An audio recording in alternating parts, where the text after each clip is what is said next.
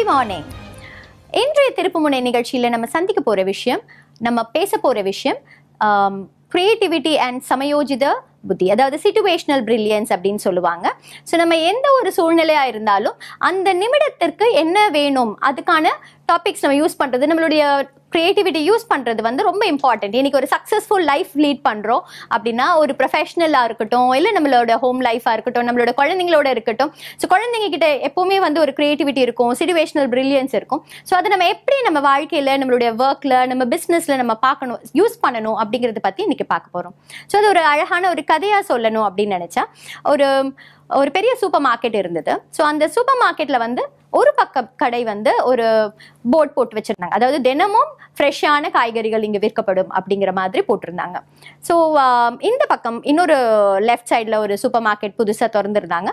So அதுவும் புது competitor. அங்கே வந்து வெளியே எவ்ரிடே லோயஸ்ட் ப்ரைசஸ் அப்படின்னு போட்டிருந்தாங்க, அதாவது தினமுமே வந்து ரொம்ப குறைவான விலை அப்படின்னு போட்டிருந்தாங்க.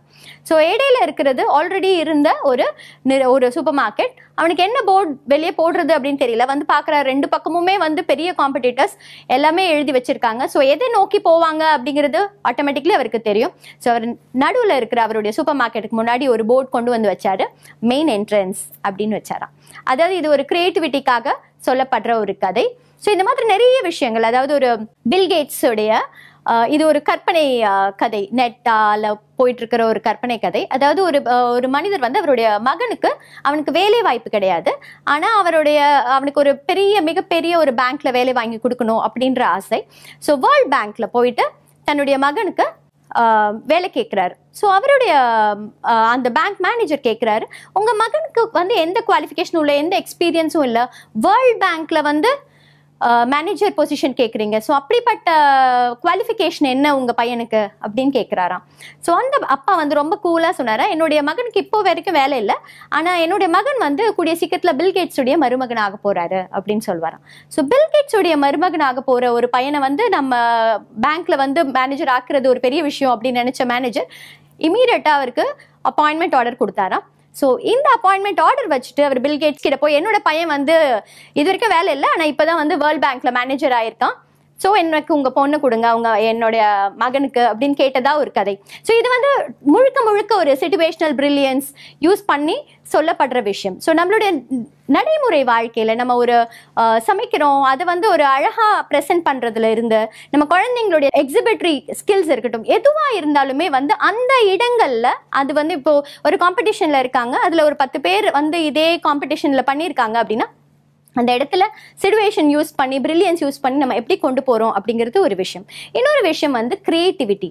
நம்மளுடைய வாழ்க்கையில வந்து எதையுமே வந்து ஒரு வித்தியாசமா செய்யறது. இன்னைக்கு வந்து யார் வந்து standing out of the crowd. So நம்மளுடைய ட்ரெஸ்ஸிங் சென்ஸா இருக்கட்டும், நம்மளுடைய என்ன மாதிரியான இடங்களுக்கு போறோம், நம்ம என்ன வேலை செய்யறோம், இதுல எல்லாத்துலயுமே வந்து ஒரு standing out from the crowd. So நம்ம வந்து அந்த கூட்டத்துல ஒன்றா தொலைஞ்சு போறதை விட கூட்டத்துல நம்ம தனியா தெரியணும். ஸோ எந்த ஒரு இடத்துல இருந்தாலுமே வந்து நம்ம செய்யற விஷயங்களா இருக்கட்டும், நம்ம பேசுற விஷயங்களா இருக்கட்டும், நம்மளோட எக்ஸிபிட்ரி ஸ்கில்ஸா இருக்கட்டும், எதுவுமே வந்து ஒரு கிரியேட்டிவிட்டி பிளஸ் சிச்சுவேஷனல் பிரில்லியன்ஸ் சேர்ந்து இருக்கும்போது அது ரொம்ப அழகான ஒரு விஷயமா மாறும். ஸோ சிச்சுவேஷனல் பிரில்லியன்ஸ் அப்படின்னு நம்ம சொல்லும்போது, என்னுடைய வாழ்க்கையில நடந்த ஒரு விஷயம் நான் சொல்லணும்.